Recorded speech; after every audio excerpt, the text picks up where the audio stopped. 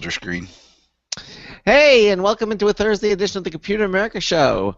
And it's not brought to you by Red's Apple Mail, but yeah, Charles, Wait, let's see if I Charles, can do this. yeah, drinking it nonetheless. There you go. The bottle seems to float magically in the air. It's a virtual bottle. It's just this incredible graphics that we have here. And we're going to go into the chat room now and say hello to everybody. Hi. There's Fort's in there. Okay, we'll do that. Hello, Fort. And so we're getting started. We'll be starting in a few moments, our all hacker show. So stay tuned. Okay. Oh, great. Fort got his new laptop. You know what? Has anybody else watched? Ben, you've watched House of Cards, right? No, I've heard great things, but no. Well, there's a guy in House of Cards who sadly is the loser of the battle.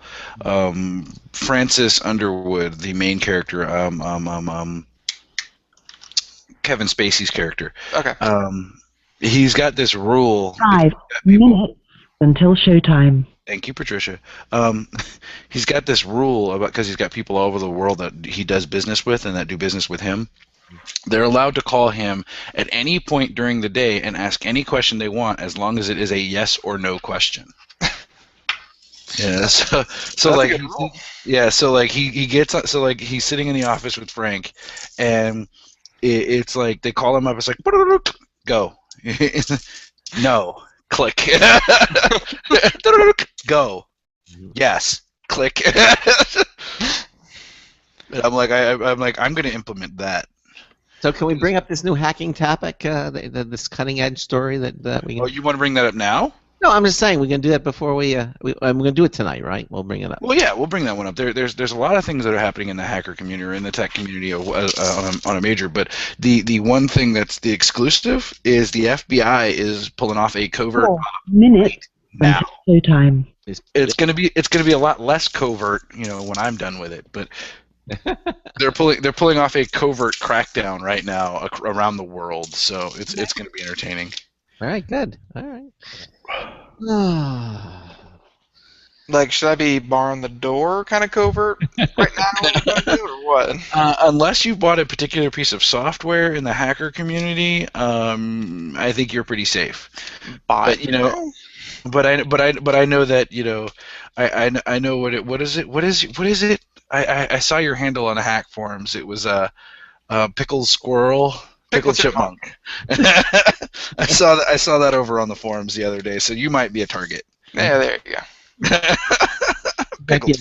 Might be in a pickle. What the hell? It might be another. You never thought about that. There could be another 7-year-old somewhere out there. Another Pickle Chipmunk? 3 minutes until showtime. Now, what's it say in your T-shirt? Some people just need a high five in the face. Okay. Your angle of your camera's too high. You can come down a little bit. Barely see it. No, the other way. Now it's Kilroy was here.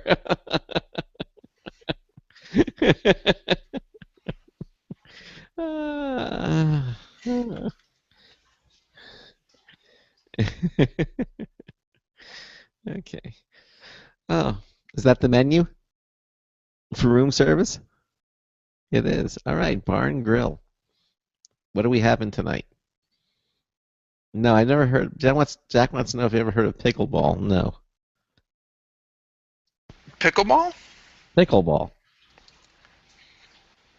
Pickleball. No, I've never heard of that.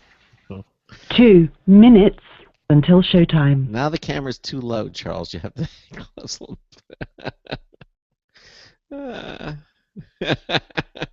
No, I just saw your 4 wisdom teeth growing back. Oh my! And who is that? That's my buddy James.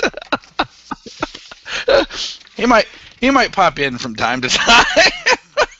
Which is funny because apparently he's forgotten my real name. I haven't forgotten your real name. I just call you all different kinds of names, but I don't think they're appropriate for radio. Yeah. Yeah, that's definitely not, because then I have to explain what slim means. Mm. hey, there's nothing inappropriate with that. Uh-huh. I was using Oh, dude, they've got snow crab legs. Oh, Ben loves crab legs. It's one of his favorites, as a matter of fact. There's just too. It's just too much work. Well, you can get them. What? It's not too much work. This coming from the man who just had a Percocet and a beer, and his face hurts. It's too much work. Maybe it's too much coordination for a gentleman like that. But You know, I'm American. I just want instant gratification here. Hamburger. just burger, face, everything except the wrapper just goes into the mouth. But see, And you're good. but see, my problem is this: is I know my wife is probably watching, if not listening, and she, like, the more I'm thinking, like I know, and I'll probably maybe if she's watching the stream, I'll get this text message here in a minute. They've got a 10-ounce New York strip steak, and you know, I typically love steak, but there's snow crab and there's a grilled salmon. That sounds tasty. But there's also a salmon Caesar salad. So I feel like I should text her and ask her. 15 seconds. Oh, 15 seconds. Mhm. Do we need news stories? Ben can get them for us if you want. Your Yeah, show will go live in 5 seconds. 4, 3, 2, 1. Broadcasting live, it's America's longest-running national radio talk show on computers, Computer America. Hosted by national columnist Craig Crossman. Look for Craig's weekly column in your favorite newspaper. This show is being beamed nationwide at ComputerAmerica.com. Keep it here for technology news, computer products, guest interviews, and your phone calls. You're listening to Computer America. Hello and welcome into the Computer America Show. It's the nation's longest-running, nationally syndicated radio talk show on computers. Computer America is heard around the world and coast to coast. And I'm your host, Craig Crossman.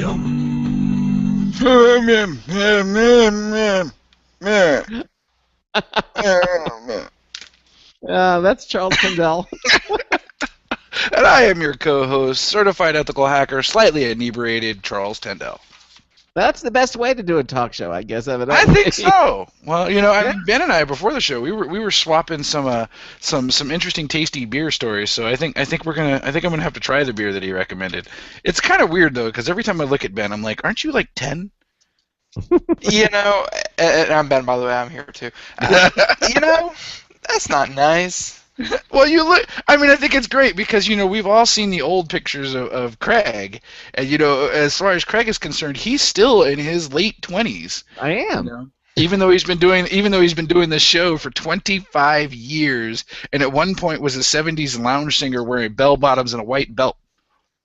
Hey, oh, that's an awesome picture. I'm It actually is, looking isn't at it it? right now. Really? Yeah, I am. Wait, you looked up at the wall. Wait a minute. Is that picture hanging up on the wall? Yeah, Oh you can no. see it. It's not that. No, you're gonna have to go over there and get it. You're gonna have to get close to it. I'll go over and find it some other time. Do you really have that picture hanging on the wall? It's another picture, but No, that's another one where he was modeling. yeah, it was. Modeling? Yeah, He was a model? Yeah, exactly. You were a model? Seriously? Yeah, exactly. Were the original Fabio? Is that what you were? Craig? Hey, in those days, what can I tell you? Yeah.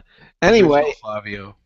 welcome into a Thursday edition of the Computer America Show, and I said it's going to be a fun program because it is the third Thursday of the month. Now, is it the third Thursday or the second Thursday? It's the third Thursday of the month. That's right, and that means it's going to be our all hacker show.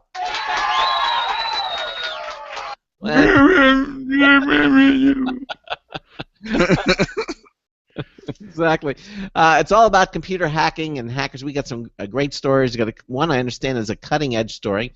Now, normally we have Charles bring one of his or two of his hacker guests on the program, but I Well, understand. they're here. They're here. They're in my head. Okay. The voices in my head are going to participate tonight. So. I see. I'm glad you explained that.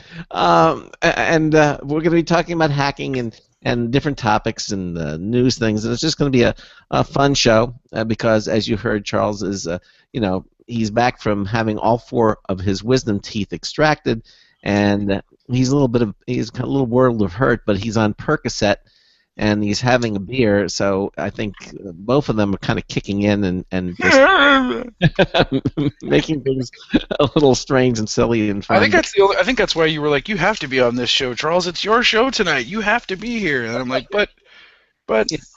So you should honestly. It's been highly entertaining because I know I've probably pissed off a lot of people today, and I think the poor girl at the gas station or at the Qdoba earlier today, I know she thought I was just creepy, because if you've ever been to a Qdoba, they ask you what it is that you want, and I was just kind of caveman in it.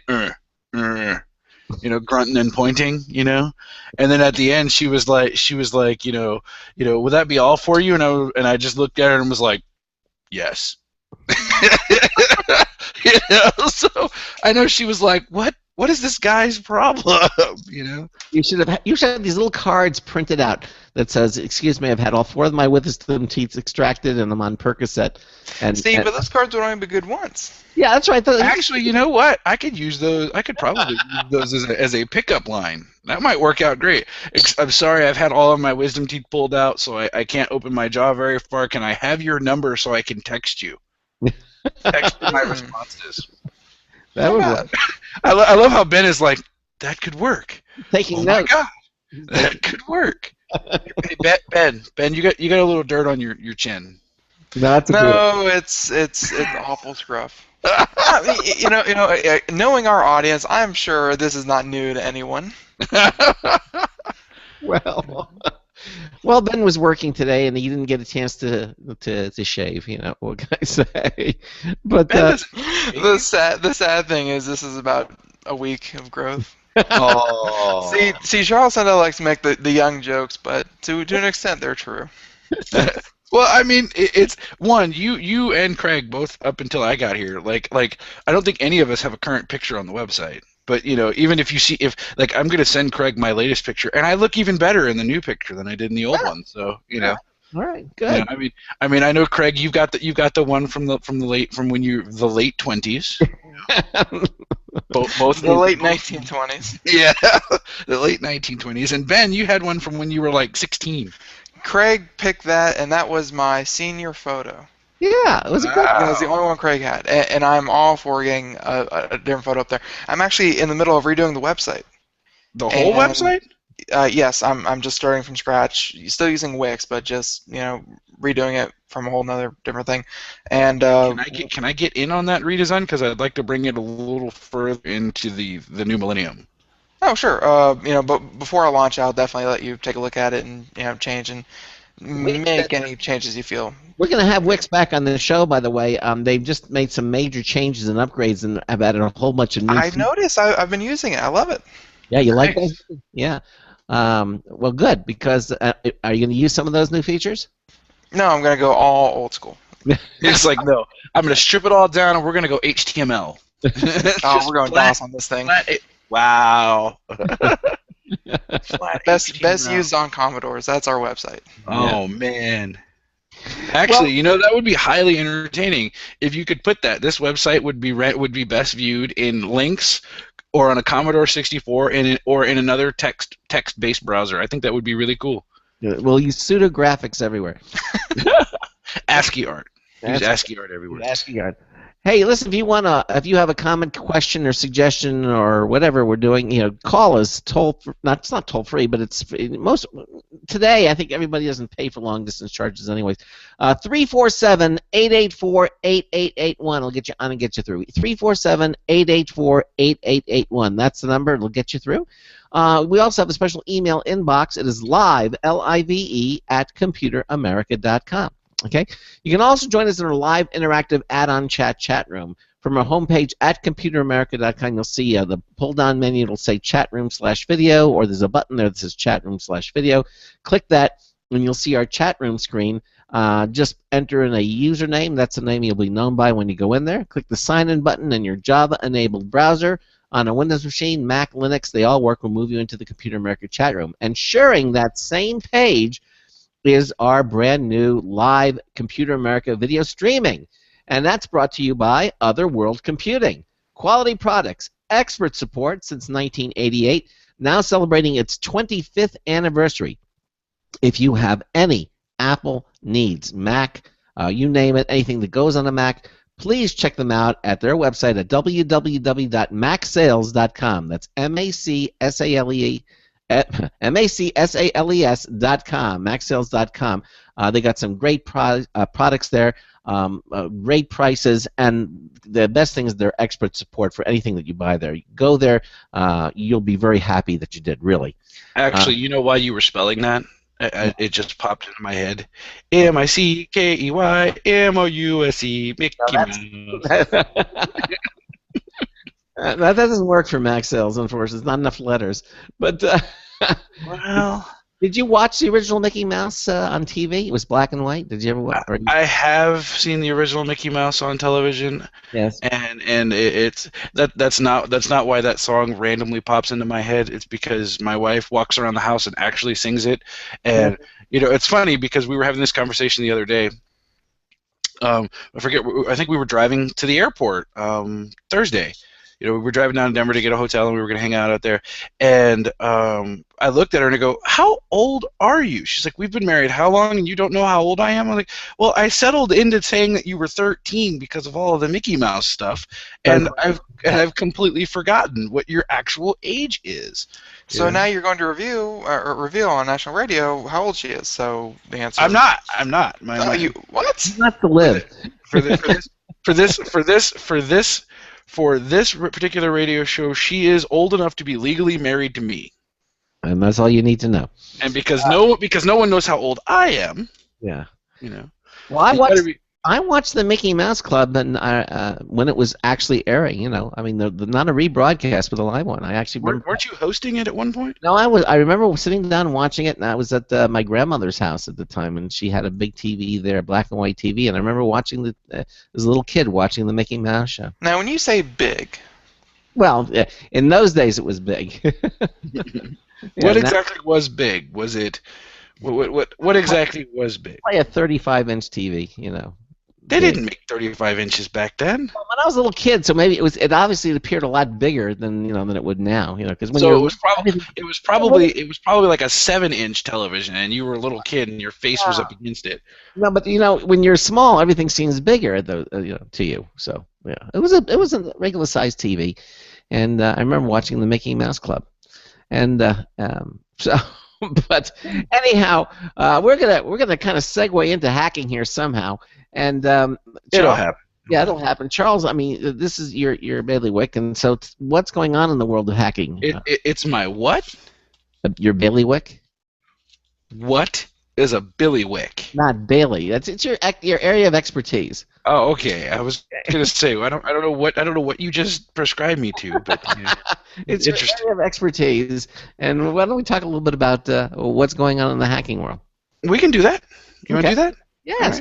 Right. Well, so as everybody already knows on multiple occasions, I am a certified ethical hacker, and my job professionally is to enlighten people to security do's and don'ts. But one of the more fun things that it recently got pointed out to me at a conference was I like to use fear, uncertainty, and doubt to get you to not click buttons, but it really doesn't work all that often. Well, so you always try to get Ben to. You always send him a link and say, "Hey, click this." Ben always clicks the link. Oh yeah. Ben, Ben. There's not been an opportunity like I sent Ben an email a long time ago that says just don't click this, don't do it, and I within seconds it was like click click click click click click click. Well, you gotta know why you shouldn't click it. Why not? It's like a wet paint sign. Don't touch this. It's wet paint. Well, you gotta see if it's still wet. Yeah, but is it still wet? Is it still wet? Speaking of wet paint, Ben, you should check out the Computer America Google Plus community. I have shared the latest addition to my fleet up there. That it is a 1966 Lincoln Continental 4-door. Really? Suicide doors. Just got back fresh from paint the day before we left, or the day we left, and she was just looking gorgeous. But anyway, That is our company car, and that is actually what we take to penetration tests, or we will be taking to penetration tests. So if you see that dirty link, that old school dirty Lincoln pulling up on on your property, you know you're about to get hacked. It's just that was the statement we wanted to present to people. I always assumed that, though. If I ever saw one of those old Lincolns, I knew something was going down. Yeah, it's like something's about to happen. And you know how they always used to joke that the Italian guys loved the cars because the trunk was ridiculously oversized. I can lay full length, like fully spread out, widthwise across the trunk, and be comfortable. Like I can put my arms behind my head and enjoy life. Oh, that's It's just that. I want to know, while you were doing that, did somebody close the trunk? Actually, that has yet to happen. Yet to happen. But I've got a trick on my trunk, so I can make sure that nobody can lock me in there at least. My victims can. My storage compartment is safe. But anyway, so that's what I do, and that's what our company does, and we've been hitting hard and heavy on the principle and security of proactive threat intelligence, learn how something will impact you before it impacts you, is what we've been preaching to people, and we're giving out information, and I'm painting myself as a target because everybody who's come before me that's kind of given away all the hacker secrets has ended up taking fire from the community, but I really don't care because Craig's got my back. He's Yes, I do. He's going to come at you with the Computer America thunder and going to be like Wrath of Craig. It'll be all over. And but we've actually had something that happened here today. It's been happening for the last day or so, and it's been relatively quiet. That hasn't even broken major news yet. Okay. Let me see. Oh, my phone is ringing. Oh my goodness, someone is calling me from Washington D.C. But it is, damn. Well, I don't ever get calls from D.C., but I'm going to take this one. So Ben, talk about something. Talk about something.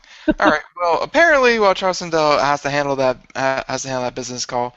It sounds like he has something that he's going to tell us is not yet reported, and it could get us all hacked and our website taken down by hackers, and all of us sent down to whatever hacker break that is possible.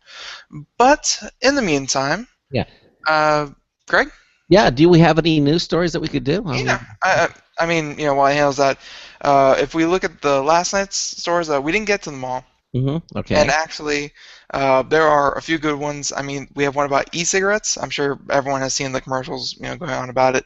And I know it's so hard to segue from hacking and everything that Charles is just teasing and into just news stories. But let's see, what can we talk about? We can talk about the e-cigs here. Mm-hmm. Yeah. Just open this one. They have them in the mall now. I've seen them in kiosks. They have them in the mall. They have them in kiosks. They say you can use them in bars. You can use them wherever cigarettes used to be allowed, but are no longer.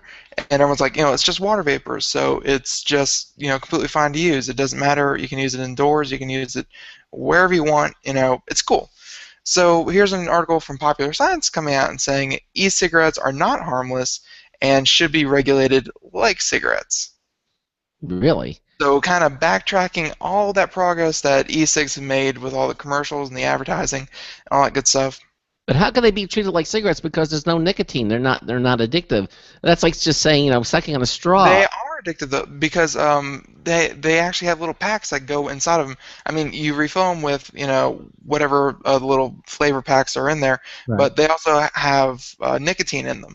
So okay. you still get your nicotine from them, but it's just water vapor. That makes sense. If you're going to put nicotine in those packets, then regulate the packets, but not the e-cigarettes. In other words, if you're putting in just spearmint and wintergreen, that's one thing.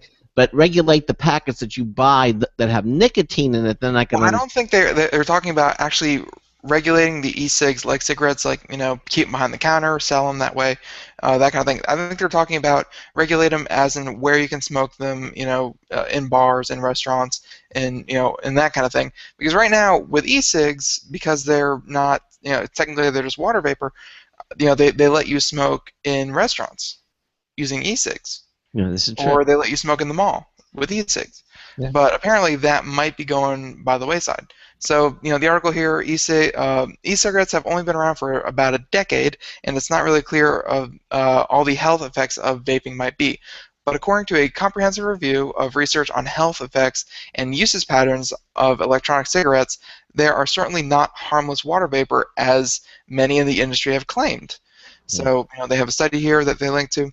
It's also unclear if they help people quit smoking, as is often claimed. Many people use both e-cigs and tobacco cigarettes, for example, using the former indoors and the latter where normal cigarettes are not allowed.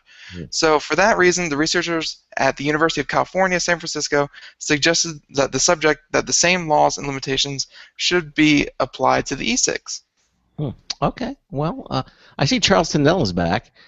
Charles, are you back with us? Yeah, I just got a call from a three-letter government agency requesting my assistance, so you're going to have to hold on just a second. Okay, well, so continue on. So, All right. So while the FBI hurries up and drills Charles Tindall, we're going to continue on with the story about the e-cigs, and oh man, the whole thing Charles Tindall is doing sounds so much more interesting. Well, okay. So, as the story that we were going to talk about, it hasn't broken to the major media yet. So, congratulations, Computer America. You're going to get the headline on this one as an absolute exclusive. You're the first one to actually hear it, first one to send it out over the airwaves. The FBI is raiding houses around the world of individual hackers who have purchased a particular piece of software that that is kind of a double-edged sword, and they're using that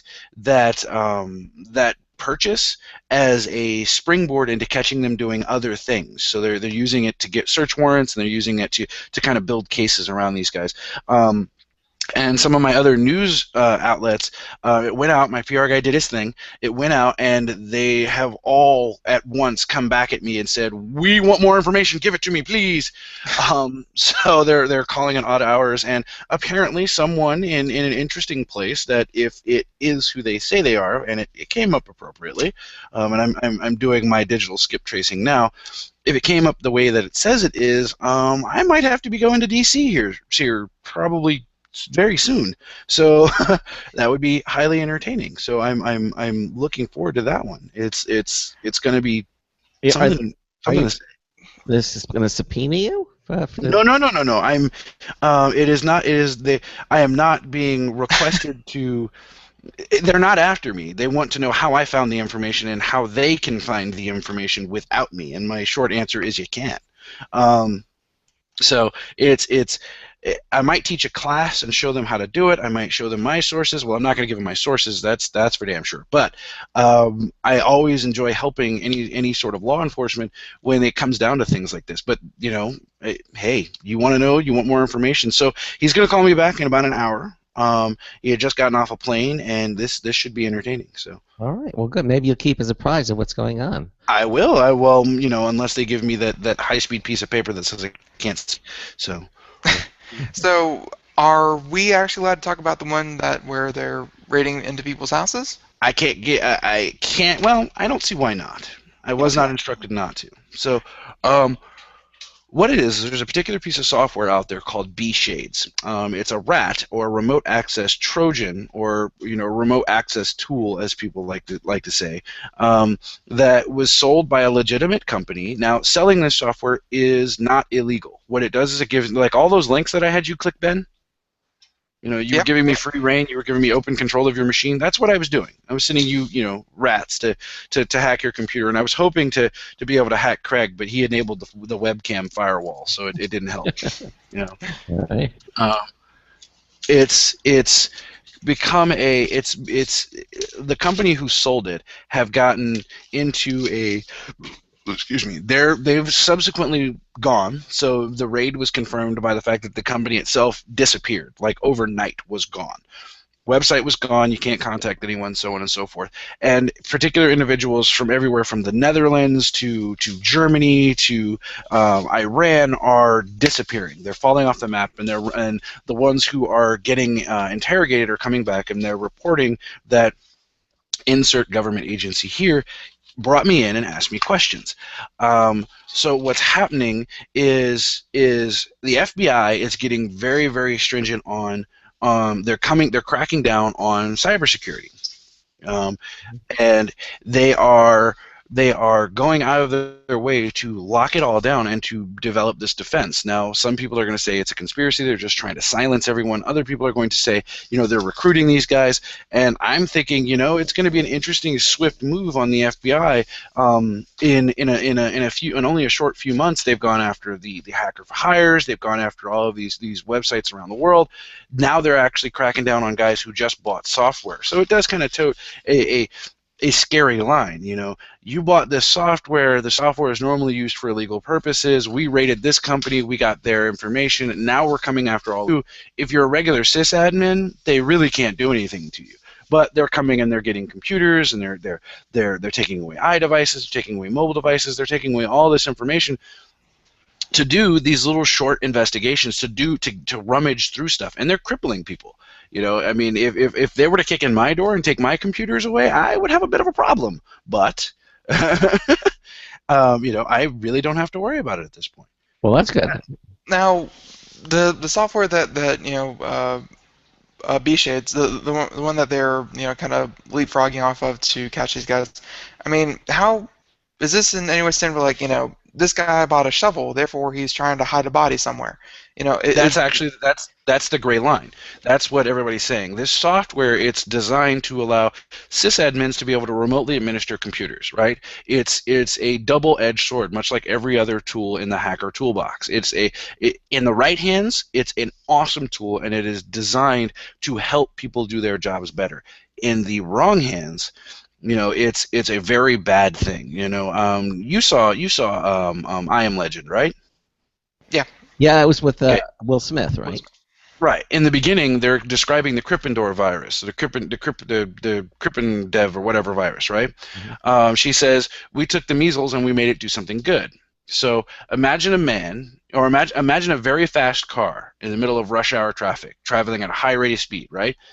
If there's a bad man behind the wheel of that car, the level of damage the possibility of the level of damage is unspeakable. He could do so much damage so quickly to so many unsuspecting people. Now you replace that bad man with a police officer, the picture changes significantly. It's the same in the hacker community. You give this tool, this very powerful tool, to the right people, and it's perfect. Like if you were to give this tool to the NSA, they wouldn't need to tap your phones because they own your computer at that point. Which can still be construed as evil. You give it to an admin, a sysadmin, whose job is to control your computer, you never have to worry about maintenance or calling the Geek Squad again. Wow.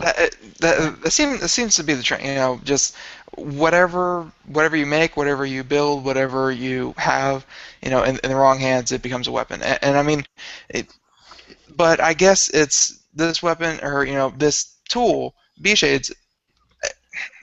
Why was that the one that was so?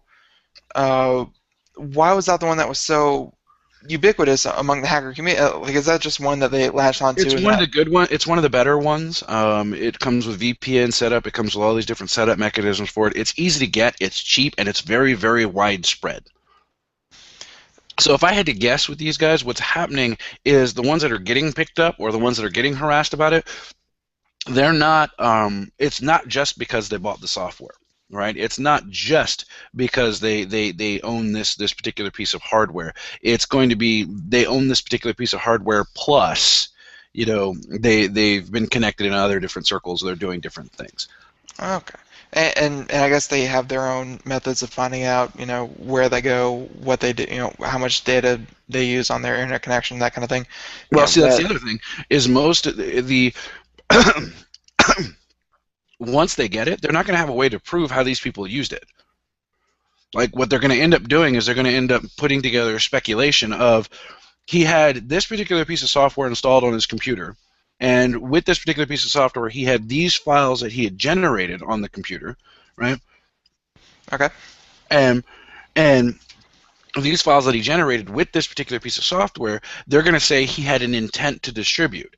But now they have to go out there and find these files out there, and they have to prove that it was actually coming back. But the way B-Shades is designed, it makes it, the way it's designed is it never sends that connection through the same pipeline twice. It comes with built-in VPN capability.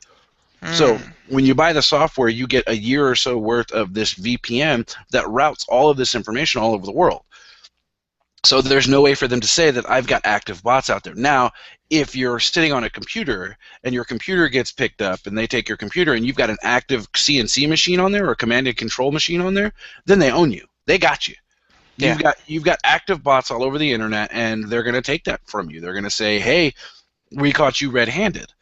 You know, but how do they prove that? You know, how do they prove that these individuals are doing it? And you know, So I guess they're just trying to take taking a more aggressive approach than waiting and maybe like they catch like the one kid or the group of people. They're actually taking a more active approach. I guess would be the main difference in this story than anything that's been happening in the past. well, I mean, yeah, again, it's going to be another one of those connect the dot things. You know, but it's also going to be, it's also that thin gray line. You know, the software you can buy, it's not illegal. It's how you use it. You know, guns aren't illegal. It's how you use them. Yeah. Real quick, why would something like BShades, why would that have VPN capability built in? I mean, if it's for system admin, is it just to protect all the computers on that on that network, or? Because here's the I hear music. There's the music. Yeah, Craig had to step away for a minute, so we're gonna have to take a break here. Craig can't leave. How dare you? I know, right? We're floundering here. And and of course the music means we're gonna take a break here at the half hour. We'll be back after a few messages. Yeah. Hey everyone, have you heard about the No hair removal device that's sweeping the globe? If you want to go weeks without shaving and get smooth, professional quality results, here's our favorite host Cheryl for No hair removal. Thanks. Hey gals, I love talking about my No. It's this cute little hair removal system that you can take with you and use almost anywhere at home or on the road. No more expensive in-office treatments, painful waxing, and no more wasting your valuable time. Got unwanted facial hair? No has patented Thermocon technology that works on all hair and skin colors, so it's perfect for using on all body parts. And now you can take advantage of this incredible risk-free trial. Get the No, the facial kit, a travel case, and a $100 discount shopping card, and you don't risk a penny to try it. Try the incredible No hair completely risk-free. Call 1-800-953-5415. That's 800-953-5415. 800-953-5415. Looking for a best friend? Brother Wolf Animal Rescue has your best friend waiting just for you. The mission is to protect and enhance the lives of companion animals and the people who love them. Their no-kill rescue shelter is open year-round, making it easy for people to adopt their best new friend. This year, Brother Wolf will find homes for over 2,400 orphan dogs, puppies, cats, and kittens. All have ended up as an orphan through no fault of their own. Brother Wolf has created a safe, nurturing environment where these special animals can heal emotionally and physically until they find a lifelong home. Their life-saving transport program brings dogs and puppies from overcrowded shelters in the south to rescues in the north where homes are easier to find. Brother Wolf Animal Rescue is a 501c3 organization. To learn more about their life-saving work and to make a donation, visit their website at www.bwar.org. That's www.bwar.org. Help to realize Brother Wolf's vision when no animal is euthanized for lack of a home. Who's a good boy? Hello, this is your London Minute voice memo classic. There may well be over 1 billion Facebook users, but how many of those accounts have been created under duress and in confusion? The following is a true story. It happened one afternoon quite recently. Hi Grandad, it's about time I got you on Facebook. I'll set you up now.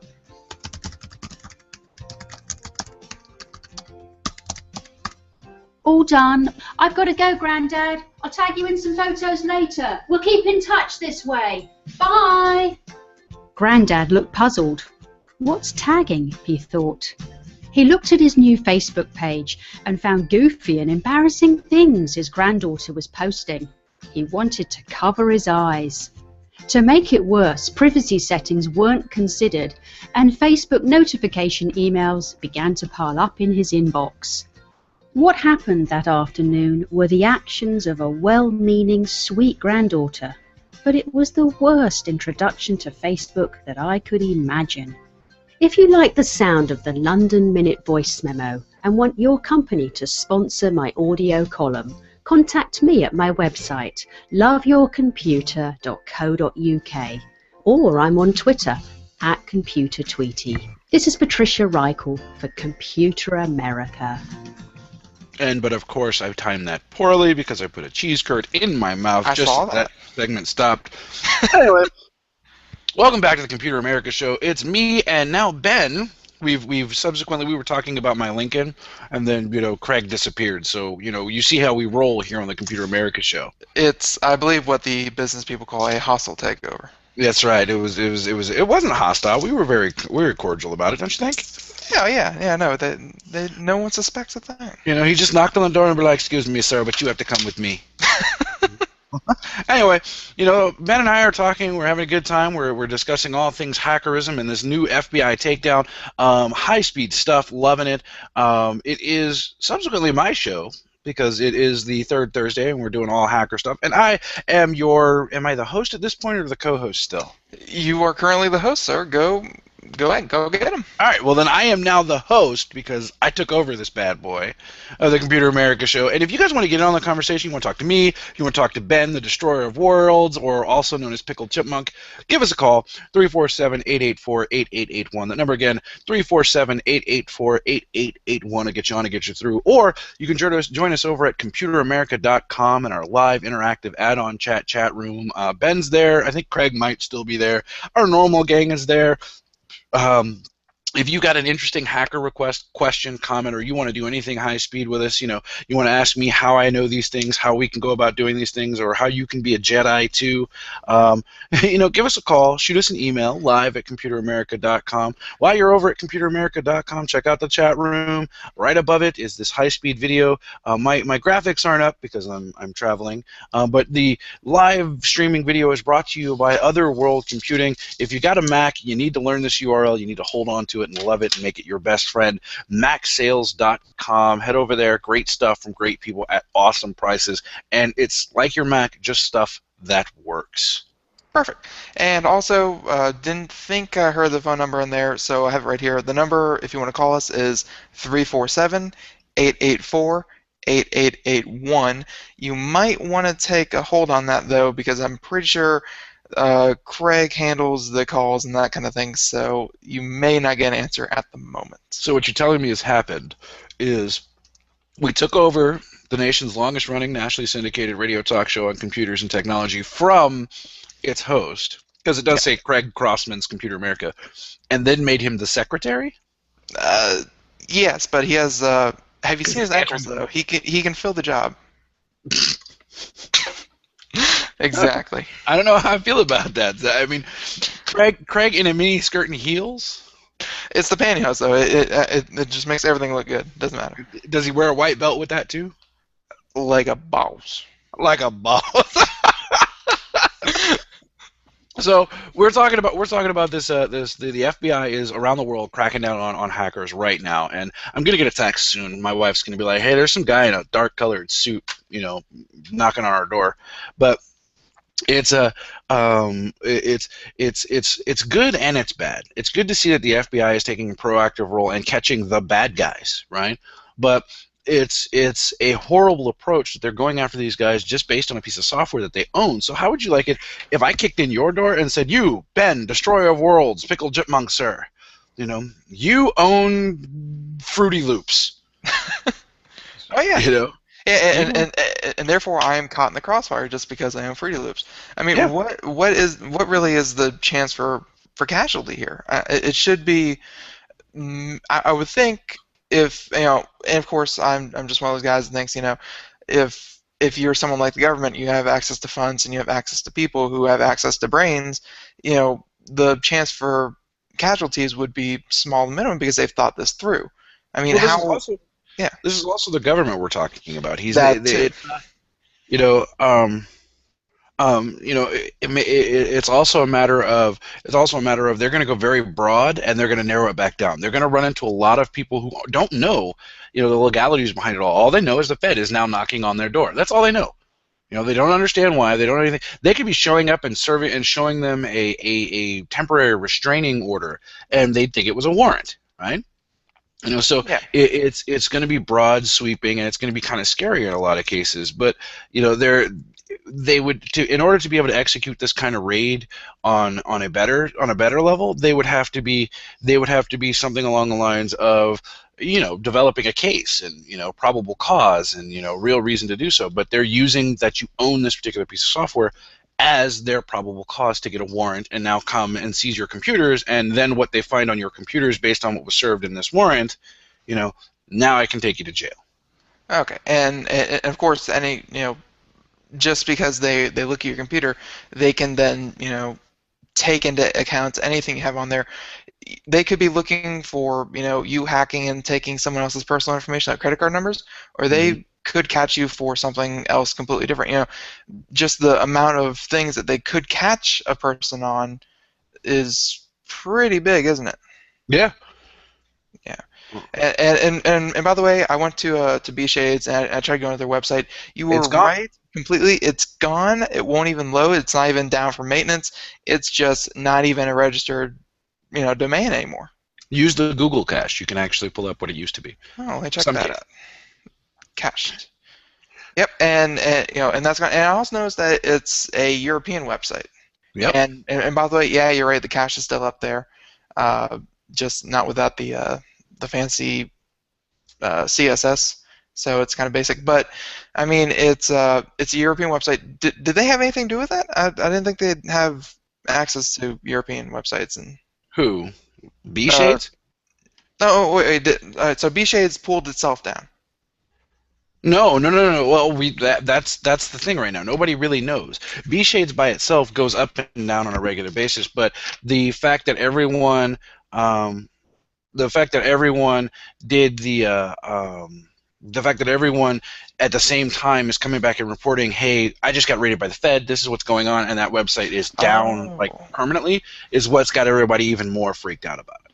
Okay, so there are actually people who obviously weren't taken away in a paddy wagon. They just said, they came and they took my laptop and they took my desktop. I'm currently using my phone right now to send you this. Some guys in black suits came and took all my stuff.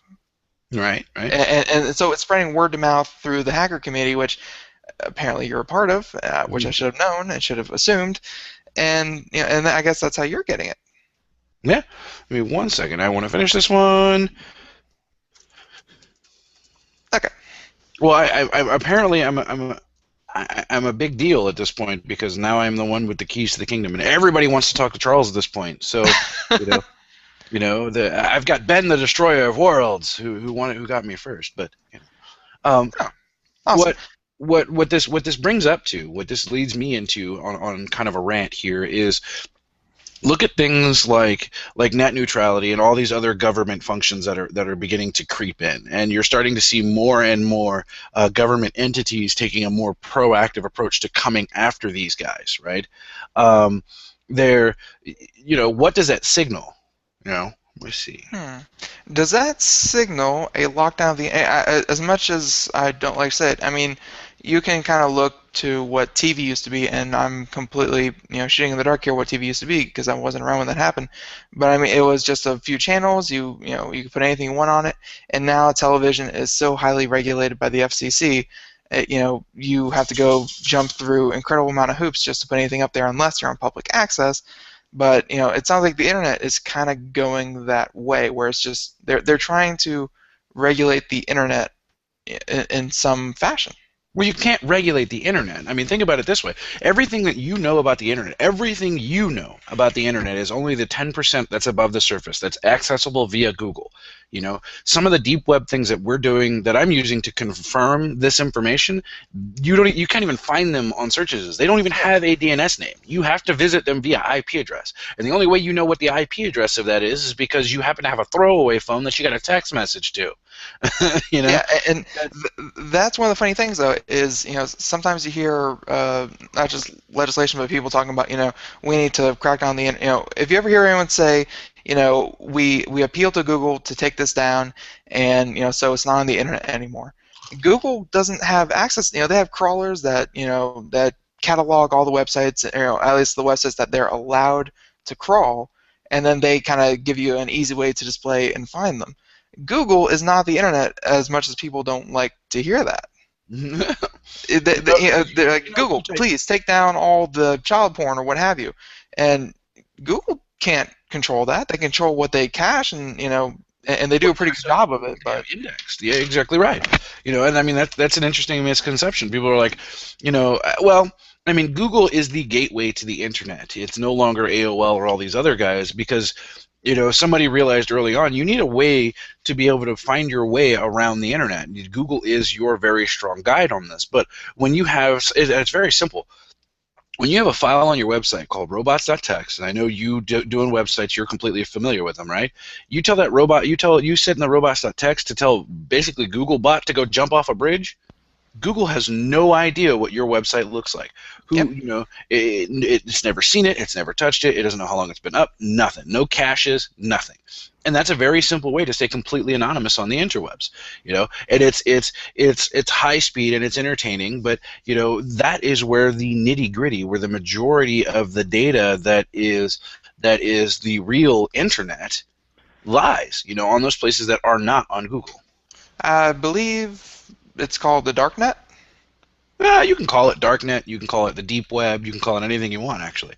Yeah, but is that kind of stuff? Is that possible to?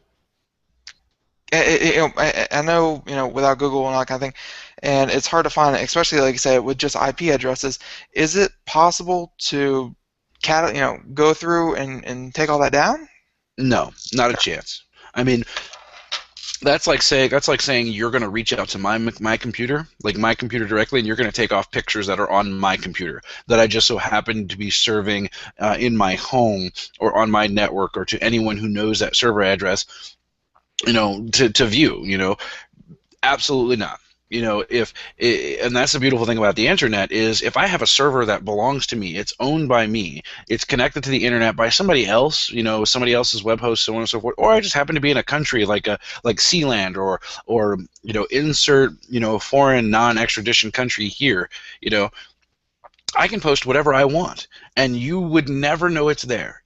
Go to Alexa and just look at how many millions upon millions of websites there are out there. There are hundreds of millions of websites, and Google only knows about the ones that it can touch. It only knows about 10% of those. So you're not going to be able to take them down because you can't find them, first of all. And then once you do find them, the people who have gone to the lengths of preventing you from finding that website, they're not going to care, or they're not going to be in a position where they're going to be able to turn it off. I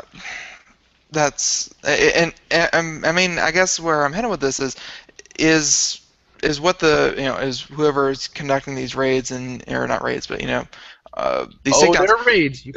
Okay, raids. Is this the right way to go about it? Like, I know it's just a small minority of bad guys out there, but I mean, is going through and finding popular programs and taking down people who use them, is that the right way to go about all this? Well, I don't know how they got the direction of going after B-Shades. Like, I don't know how they got to that point, but it makes sense. B-Shades has been in the news. Symantec has done several different articles on them. Let's see, the last one that I've got was just at the end of last year. Black Shades rat usage on the rise despite author's alleged arrest. It's a very popular, very well-known rat, and that's the thing. Nobody wants to. There's just no stopping it. It's like kind of like a Hydra, So they figured if they got the largest botnet, right? If they got the new premier top dog that took over for Poison Ivy and Dark Comet and all these other ones, then it's likely. We're going to be able to get a lot of misbehaving people. We're going to be able to show this giant push for our cybersecurity commitment. But the problem with that is a lot of legitimate security researchers like myself purchased it, and a lot of legitimate security researchers like myself use it. You know, we test various different, you know, detection systems, signatures. You have to have it in order to be able to catch it, you know. And I think the reason that they went after B-Shades is not only because it's huge, but because it was formed like an LLC. It was an actual legitimate company. So the company, so they can kick the doors in on the company, and they can actually get purchase logs and receipts of all the people who did it. So all that information is right there. And while B-Shades as an entity can protect themselves and saying, look, we just developed software and we gave them all the tools to put it all together, you know, how they used it is kind of on them.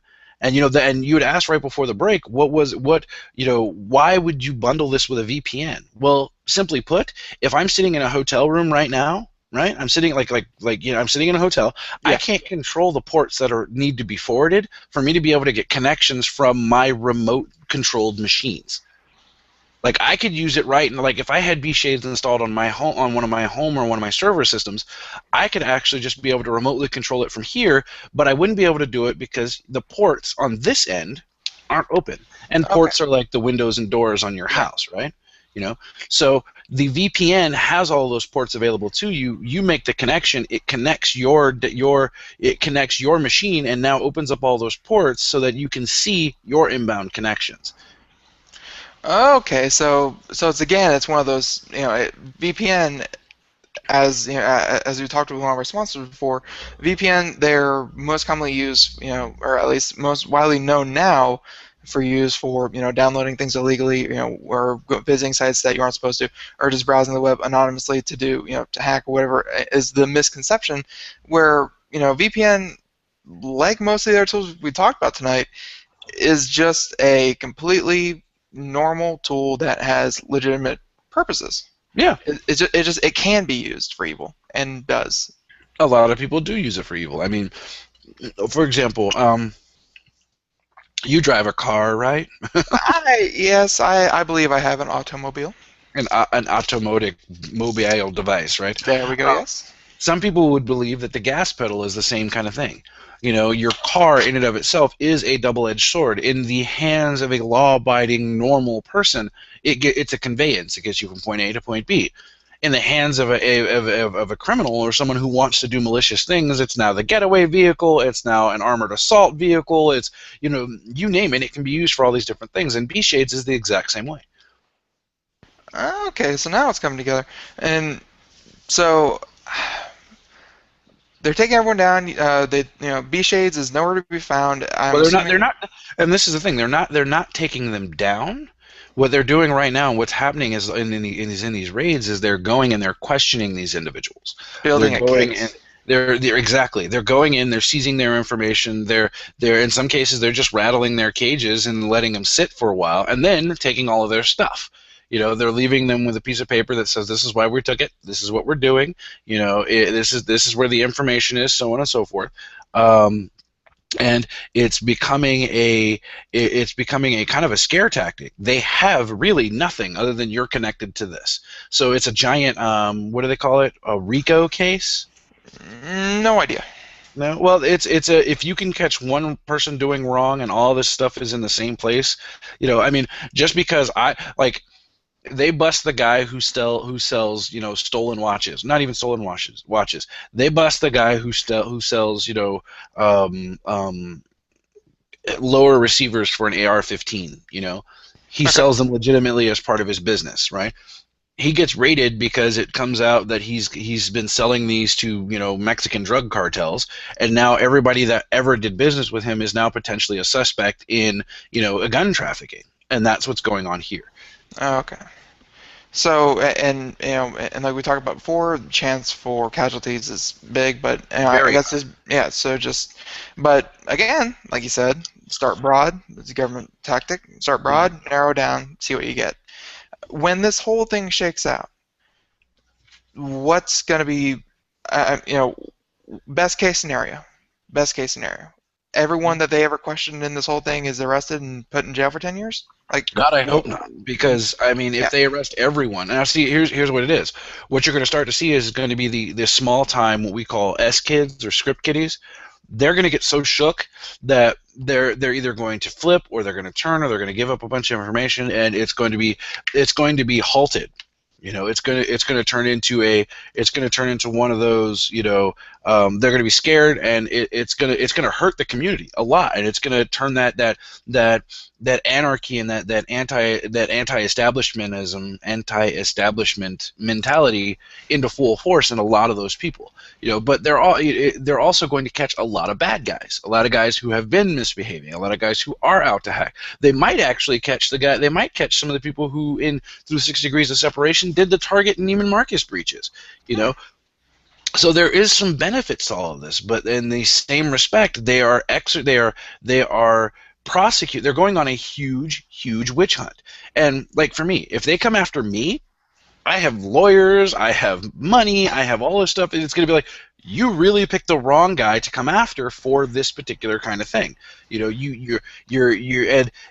that's the problem. They're going after the low-hanging fruit that's going to lead them to the bigger fish. Yeah, I'm sure with you at face value, some of the information on your computers and systems, just because of the nature of the work you do, could be incriminating, but it's just part of your job and it's completely legit. So yeah, I'm the bad guy. I mean, it's something that I tell my wife on a regular basis. It's if someone were to seize and do forensic analysis on any of my machines at any point in time, right? They were to do it on any of my machines. Yeah. It turns into they're going to lose their mind. They're going to lose it. They're going to be like, this guy is an evil hacker, muahaha, and then they're going to be like, oh, and I'm like, oh wait, he's kind of the good guy. Hold on a minute here. I'm confused. Who are you? And I'm going to be like, good guy, bad guy. You just don't know. But then again, they aren't exactly going after yous. They're going after, like you said, the script kiddies, the ones that just, poke around for fun. Might be a little bit off topic, but I just want to update myself. I heard about, oh my God, I'm actually forgetting about it. The one where, you have like little programs that control people's computers, and then you get like millions of computers all in a network, and you could, DDoS or what have you with them. They're called bots. Bots. Yeah, sure, why not? And I'm trying to update myself here. What is a bot network? Like, is that still just for sending spam to your email? Well, not necessarily just for sending spam. They can be used for a lot of different things. If I've got a massive botnet, and these things go for sale for several $1,000s, and they end up all over the world, they're pretty much untouchable in some cases. They're huge. You're familiar with a ping, right? With an ICMP ping, like a normal one. I send you a request for information, you send me a small request back, right? Yep. What happens if you, as the destination, the computer that's going to receive all these responses, gets it from 100,000 sources at the same time? It's going to line them up and say one at a time. Yeah, one at a time, and it's going to denial of service things. So that's what botnets are typically used for. They're also used for collective processing power. Like you can cluster a lot of systems together. You can cluster a buttload of systems together, and you can get a lot of processing together to crunch numbers. Like there's the SETI project. Is it New Mexico? SETI, the SETI project. Yeah, they've got a screensaver that on a Windows machine you can download, and when the screensaver is active, your computer connects to their network and allows your processor to contribute to the search for extraterrestrial intelligence, right? Same principle with a botnet. I've got a million different computers out there. All of you are going to now be crunching numbers and Bitcoin mining and doing all this high-speed stuff and hiding child porn and you name it. Bad things can happen with this botnet. In the same respect as there is no legitimate reason for a sysadmin to have control of several million computers. Just not. There's just no legitimate reason for that. Several thousand, maybe, but several million computers spread out all over the world. You're not a sysadmin. You're a bot lord at that point. Okay, you're lord of the bots. Just want to make sure, because it's been about a decade since I first heard about them, and want to make sure they're still exactly that. So they could possibly be finding some of those people in these kind of raids that we were talking about. We have looks like about another 2 minutes here on this hour. Where does this end? Are people going to be hearing about this later, possibly, from other outlets, and kind of be saying, "Oh yeah, no, I heard that on Computer America." Like, what else could be coming out of this? Well, you're going to hear a lot of people having that paranoid moment where they're going to run and do things with their machines. You're gonna have the general consumer who are gonna come out and be like, "Yay, fist pump Fed! You're cracking down on these people," But it's I think the reason that it's been so quiet and that nobody has actually said anything about it is because it's another example of they seized the entity that was handling B shades, right? They seized those guys, and now they're cracking down on what could potentially be innocent people. And they're following tracing this all down. So that could be another powder keg there. It could be. It depends on which side of the freedom of speech thing, or on the cyber the hacktivism world coin that you're on. If you believe that the government should step in and learn to protect themselves, so be it. I wholeheartedly believe that the U.S.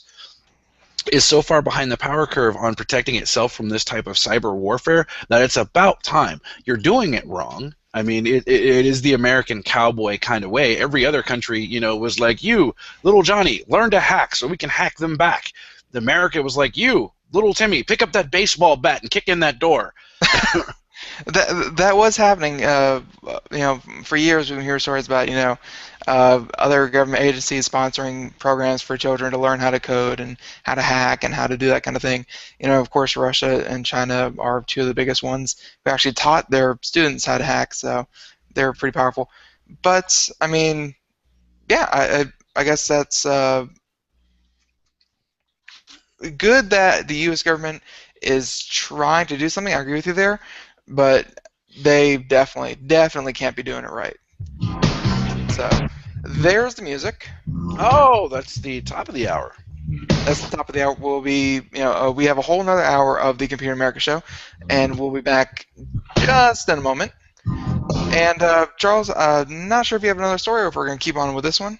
I've got one more story that we can pick up on this one, and I think we were going to do a couple of more news things that are out there. So stay tuned here on the Computer America show. We'll be right back with more news.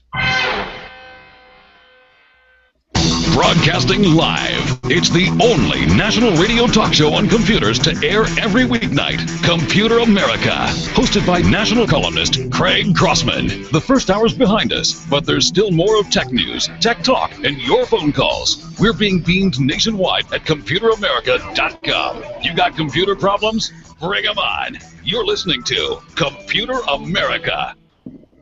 Computers run the world, and we run computers. Call us or send us an email to live@computeramerica.com. Okay, I guess I'm bringing that one back. Welcome back to the Computer America show. We are in hour 2 of the nation's longest-running, nationally syndicated radio talk show on computers and technology. Craig has magically disappeared. I hope he's still alive. But filling in for him is my lovely self, Charles Tendell, and certified ethical hacker, and Ben, the destroyer of worlds, who's joined us and is having so much fun and is enjoying new show things and so on and so forth. I don't remember if we have anything that we're supposed to be talking, or any prizes or anything else like that. But you know what? We always love you guys' calls, even though I should probably jump over there and control the switchboard myself. Unless, Ben, do you know how to get over to the BTR? I have no idea how to do the switchboard, but I will say, as for prizes and contests and things like that, I just want to say real quick that, of course, we are active on Facebook. We post every night we post who's going to be on the show, hours 1 and hour 2. We usually have a contest going that's kind of on hiatus right now, where we give away a prize every Wednesday.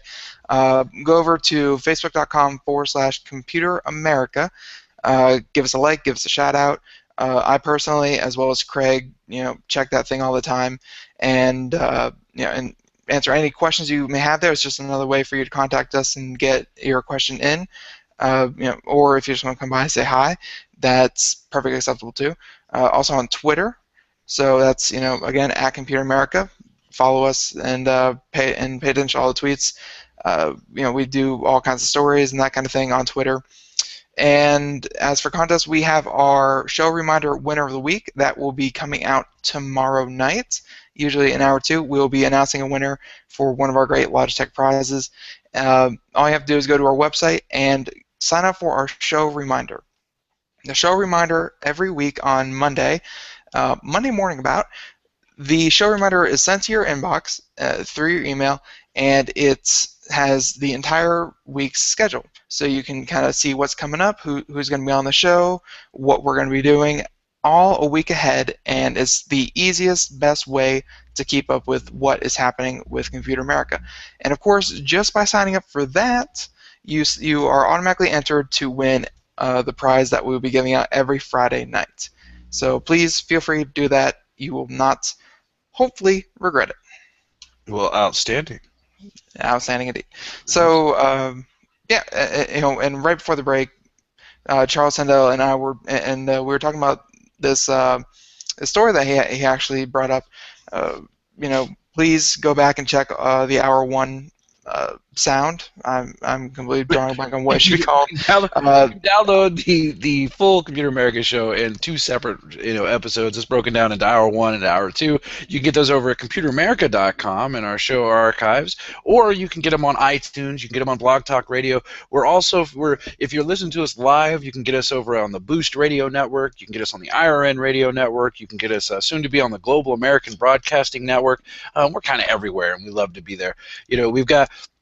We're over on Google+, we're on Twitter, we're on Facebook. I don't even know. Do we have a LinkedIn page? We do not have a LinkedIn page. Oh, I think with Ben the Destroyer of Worlds, we should definitely have a LinkedIn page. See, I get invites from LinkedIn all the time, saying, hey, this person would like to add you as a contact on LinkedIn. Is LinkedIn, is that sticking around? Oh, yeah. Oh, yeah?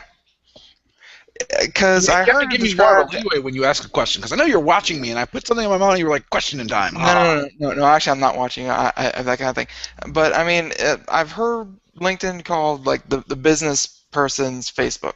It is. That's exactly what it is. It's the professional person's Facebook.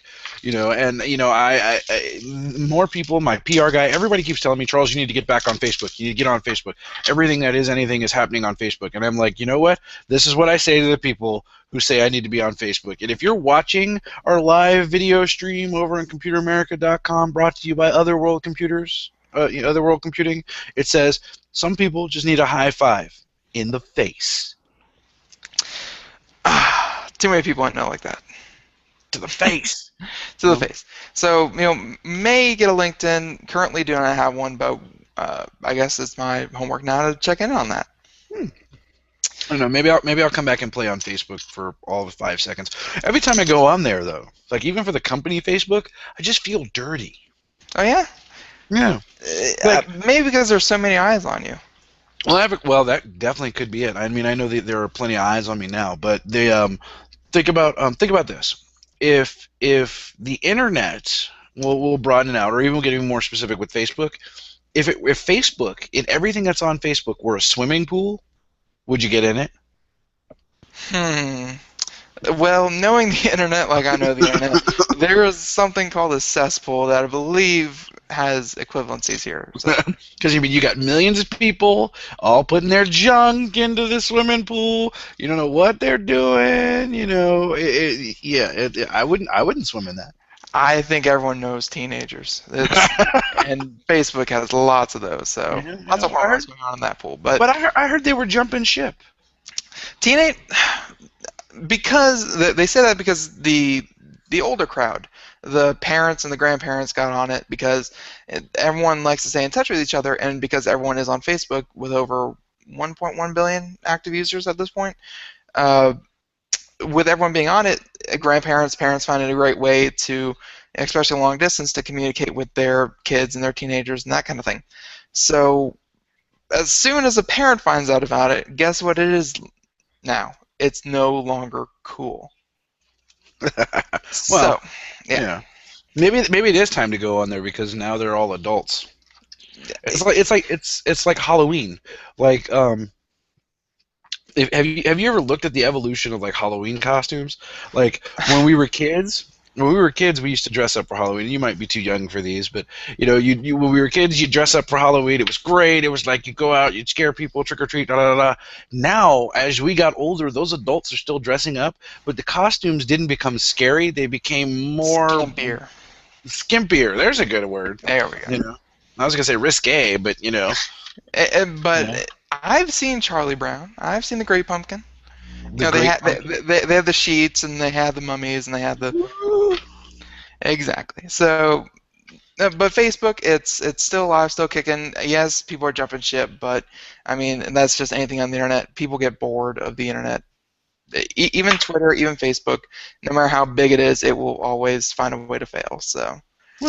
Well, since Craig is away, I have actually taken control over the switchboard. So if you want to give us a call, you want to get in on the conversation, you want to harass me and Ben, the chin fuzz master there, give us a call. 347-884-8881 will get you on and get you through. The number again, 347-884-8881. Give us a call. You can either reach us on our email, live@computeramerica.com, visit us at computeramerica.com. There's so many different ways to get a hold of us and get involved in the conversation. Just do it. And by the way, now that Craig Crossman is no longer here to defend himself, I have to say this. He is reading from the same cue card for 20 years. He says the easiest way to contact us is by picking up the phone and calling us. You will hear him say it when he's back, and he says it even to this day. I feel, with the internet and just being a child of the internet, our live interactive add-on chat room, way easier. Email, if you want to be more thoughtful, way easier. Facebook, way easier. Yeah. I mean, phones are no longer the easiest way. You know what you need to do? You need to commit a denial of service on Craig. You need to go get all of his cue cards and make them out of sync. Like you just want to mess him up just one good time. Delay switch the intros. Get the second hour intro in the first hour. The music. And just see what happens. See, Craig, great host. Love him. He's a good guy. Change and things going out of order. Ben, I've never seen you do the moonwalk like that. Thank you. Backpedaling. Craig needs to change. No, Craig, don't change. He doesn't handle change that well. So yes, we're back. He handles change relatively well. I mean, he handled me and the subtle changes that I've been making or trying to make. That would be, well, then that's all your charisma, because just from what I know. But we have gotten completely off topic. Yes, contact us if you have anything to talk about, because apparently we are almost running out of things to talk about. Second hour. You said you had a second story for us. I do have a second story for you. I forgot where I had the clicking thing from, but it's a story that actually another one of my analysts sent me on Snapchat. Do you use Snapchat? No. I may have been 2 years too old to really get into that. Do you know anybody who uses Snapchat? Few friends. I know the premise of it. I know how it works, that kind of thing. But no, personally, do not. Okay, so what do you understand the premise of Snapchat to be? The premise I understand of it is whatever you want to send, be it text, be it picture, be it little video clip, it sends it out and it sends it to whatever recipient you got. So if I want to send it to Bob across the way, Bob gets it, and then 6 to 7 seconds later, after he opens it, views it, what have you, the Snapchat sends a request chasing the original one, erasing it from server to server to server to server, erasing it from all those things, and after 7 seconds or so, it's no longer anywhere. There's no record of it. So the appeal is the I can send whatever I want and it won't come back to bite me later. Exactly. Oh, okay. Well, this is about to bust your bubble. So if you've got the bubble popping sound over there, you should probably get it. Okay. This from Fox6now.com. False promises. Private Snapchat photos not being deleted after all. New York. CNN Money. Snapchat assures users that private photos sent using this app would automatically be automatically deleted. Those were false promises. On Thursday, the app maker settled charges with the Federal Trade Commission that it deceived customers on several levels. The app wasn't totally secure, and the company was secretly spying on its users. But the Los Angeles-based startup is essentially getting a slap on the wrist. It has to allow independent privacy auditors to inspect the company for the next 20 years. And it was forced to promise it will be more forthright with customers, and that is about it. The heart of the issue is Snapchat's assurances that customers' messages were safe and private. Snapchat's whole business was built on that promise. For instance, Snapchat photos have a self-destruct timer, but recipients could get around the auto-destruct by saving an image of what was on the screen, or a screenshot.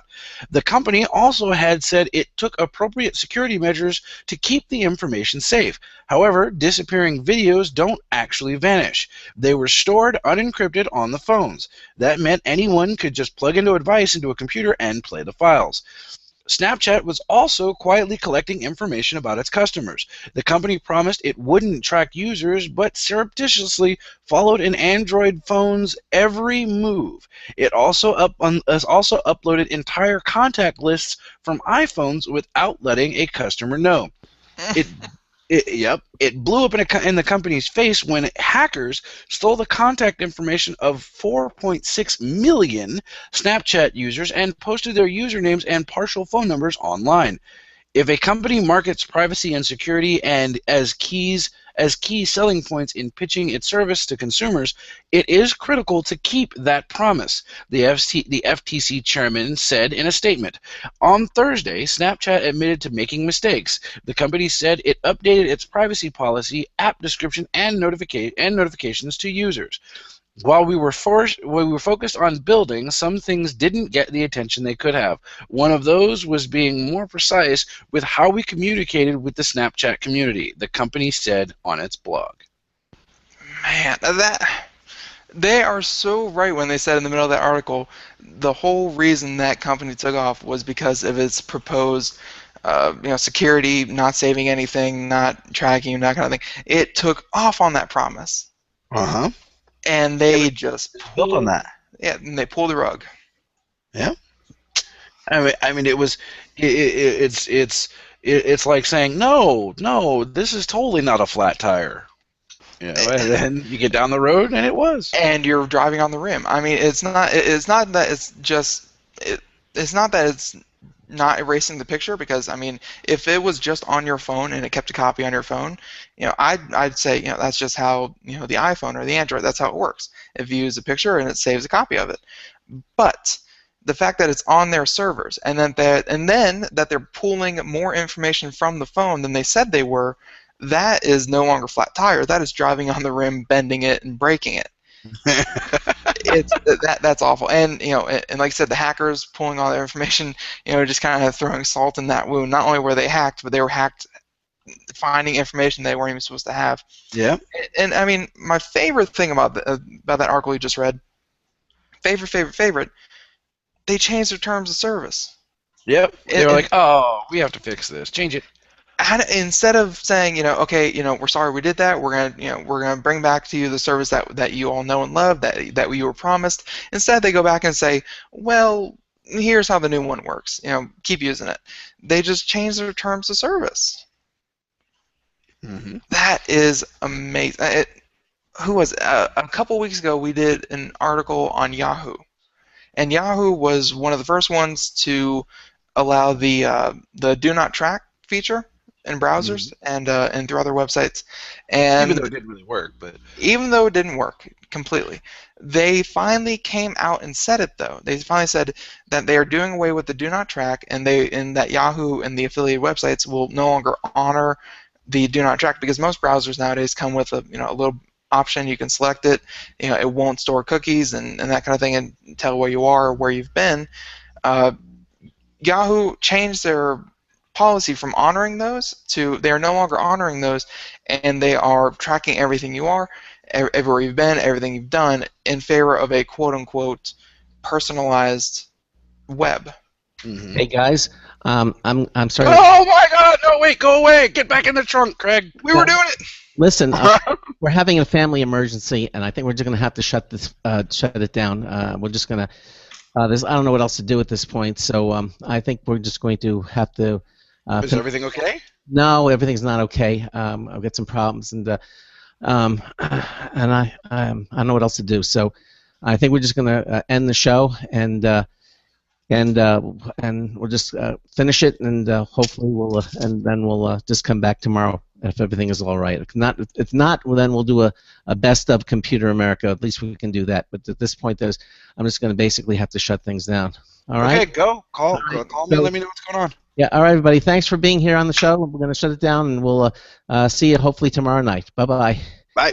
All right. Stopping the broadcast. All right. Okay, we're starting the episode. Yep. Okay.